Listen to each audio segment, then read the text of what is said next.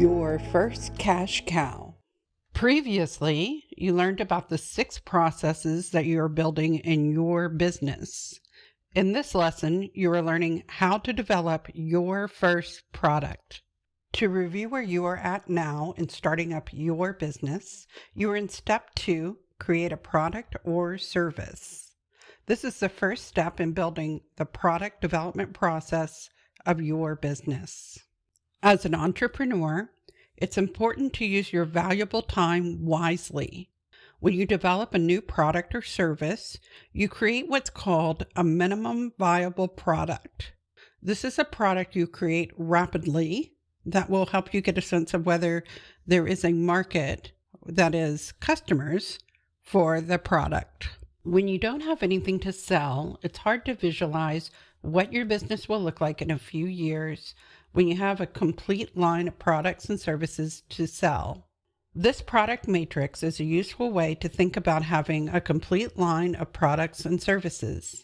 When you start up, you want to try to create a single cash cow. That's the role of the minimum viable product, to help you figure out one great product that can be the linchpin of your business. The main focus of your business is the cash cow. Cash cows are established, profitable products and services. These are the products and services that make up the bulk of your business. There is a big market for them, and your business has the resources to sell a lot of them. You will also have products or services that are not selling well. It might be a good product, but people may not be interested in buying it yet. Or people might want to buy it, but your business might not have the capability to sell many of them.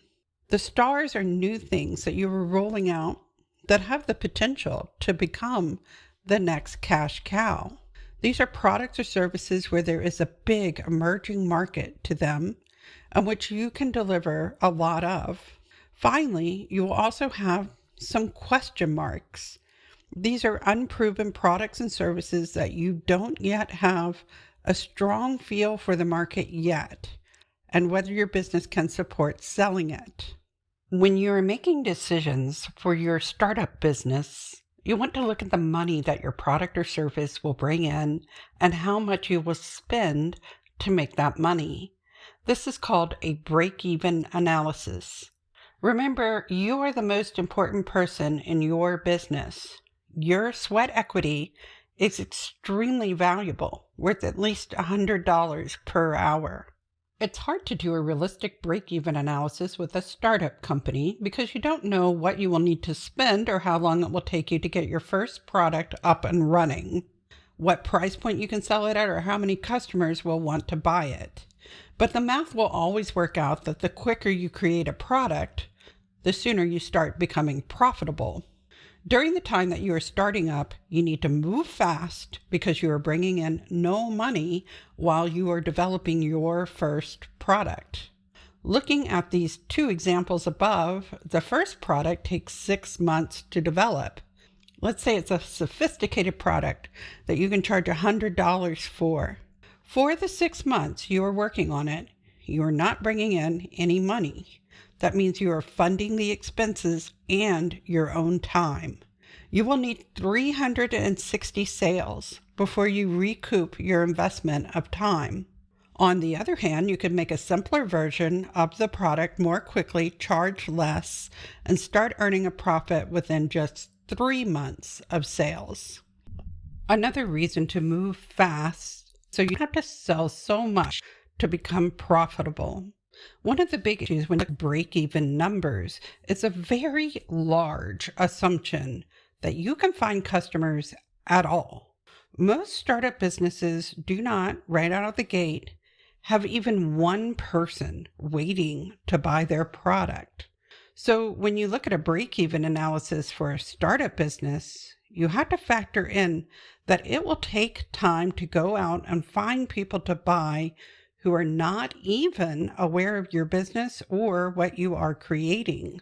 When people are creating products and running break-even analysis, they often put numbers into the spreadsheet without connecting much to what the work of getting to that number means. Since you haven't sold anything, you might as well put 360 for the number of sales as 120.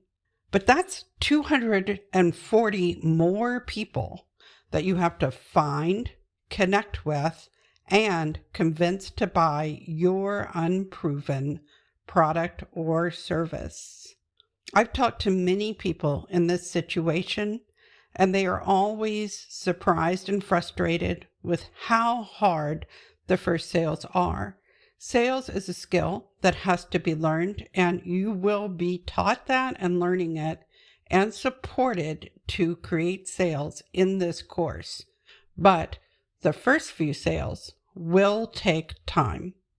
That is why you want to create a minimum viable product. You need to figure out as quickly as possible if you have something you can sell. Since you don't have sales experience, it is easier for you to ask people to buy your first product by keeping the price low. During the time that you're starting up, you need to move fast because you're bringing in no money while you're in product development. All of your time is going into just making the product, not selling it. Looking at these two examples from before, the first product takes 6 months to develop, and it's a full year before it breaks even, assuming you can make 360 sales in those 6 months, which is a huge assumption. On the other hand, you could make a simpler version of the product more quickly, charge less, and start earning a profit within just 3 months of sales. Another way of saying all this is that beginning with a minimum viable product lowers your financial risk. If you spend less to make a product, have to sell less to recoup the investment, then there's a higher probability that your business will start making money. Once you have proven that the product has a market and you've made some money on it, you can use the money you have earned to improve upon your product and make it better. That's how you get to a solid first product, your first cash cow.